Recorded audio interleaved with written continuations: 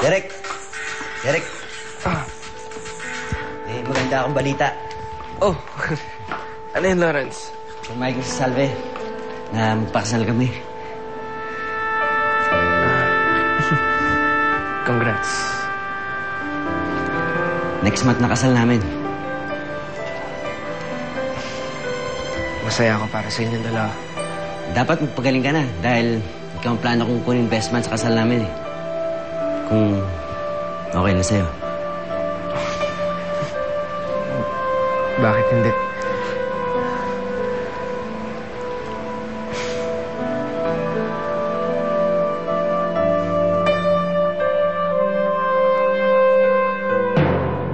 Pero bakit mo ko dinala dito?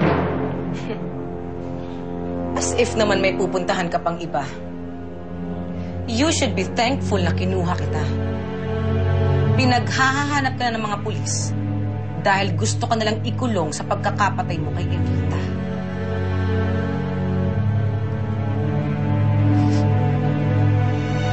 Si Salve? Si Salve?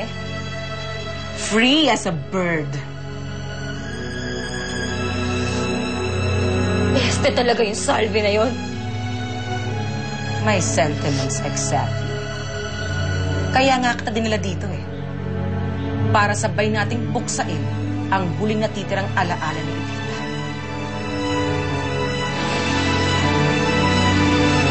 Ano?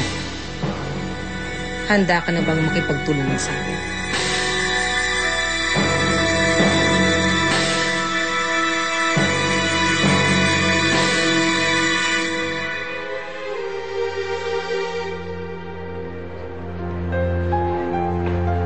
Sir!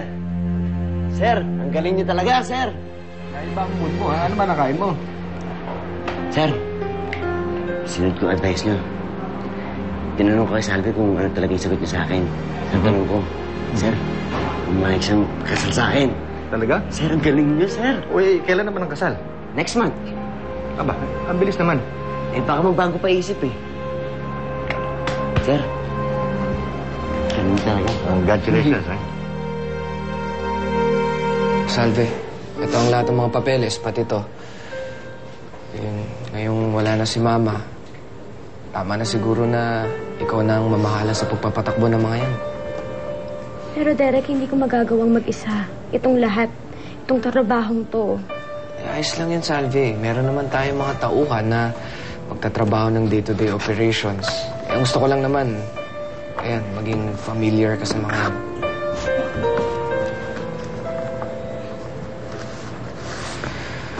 Tuloy na pala ang kasal niyo ni Lawrence, no? Oo.